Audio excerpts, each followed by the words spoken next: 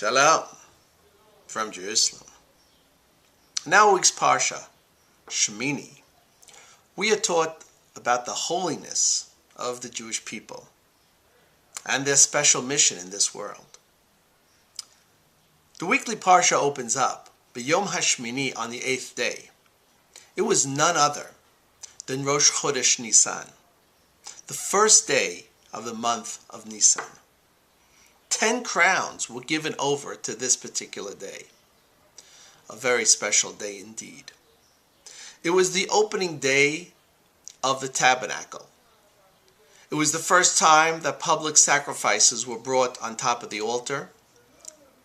They would continue for over 800 years until the destruction of the first Beis Hamikdash. It was the first day that the priests, the Kohanim, blessed the people. It was the day that fire, the heavenly fire, descended upon the altar and ate up the sacrifices, staying on top of the altar. And many, many other crowns were given over to this day. A very special day indeed.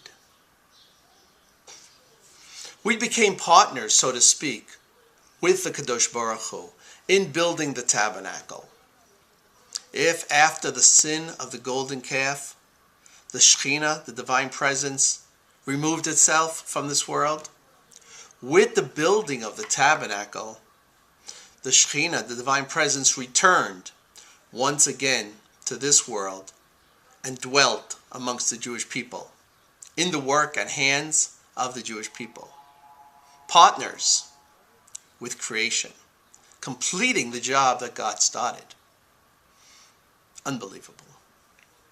It was a day of holiness, a day of greatness that came into the world. And so God commanded us that you shall be holy, for I have taken you out of the land of Egypt for this purpose. Rabbi Yishmael informs us that if it was just for the sake of eating what was proper and what was commanded by God, and staying away from those little creatures, those little unclean little beetles that roam the earth, Dayenu, it would have been enough, just for that particular command. If the Jewish people just separated themselves from the Tameh, from what's unclean, and clung to what God wants us to do, it would have been enough. That's the holiness that we see in our week's Parsha. In fact, anything that's close down to this earth, the physical, the Jews are commanded to stay away from. Those creeping little crawlers, stay away from them. They're tameh. They make you unclean, even upon a touch. That's right. And so in this week's Parsha, we find what's permitted to eat and what's not permitted to eat. And this adds an extra level of Kedusha, of holiness. The creatures that crawl on the ground, that are close to this world, forbidden. Even the animals, 4 legs are on the ground. They are close to the physical aspects of the world. But man's a totally different ballgame. Man walks on 2. His eyes are up, unlike the animal whose eyes is always down toward the earth, toward the physical. Man's eyes is in between heaven and earth. Man must arise and uplift the physical and use it for spirituality. That's what I'm talking about. See, that's what it's all about. And so we find in the tantrum, the famous midrash, which states about what was permitted for the Jewish people to eat and what was forbidden. Rabbi Tanchuma says, God permitted the nations to consume non-kosher foods. This is like a physician who went to visit 2 patients. He saw that one was dying, and he told that family that that man was permitted to eat whatever he wanted to. The other patient of the doctor, he saw that he would survive, and he put him on a strict diet. The physician was asked, what's the difference between this patient and the other patient? Why is he permitted to eat anything he wants while the other patient is on a strict diet? Doesn't seem to be fair. The answer, the physician says, This patient, I see, it doesn't make a difference. Because whatever he eats, it doesn't make a difference. Ultimately, he will pass on. He is dying. But the other patient has a chance at life.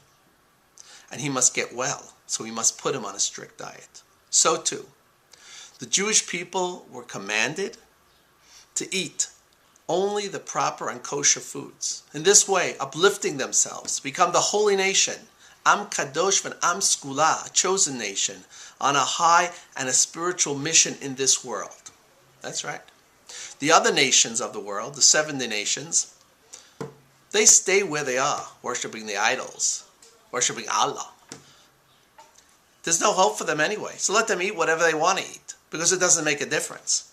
They'll stay where they are. They'll never be able to have this extra Kedusha.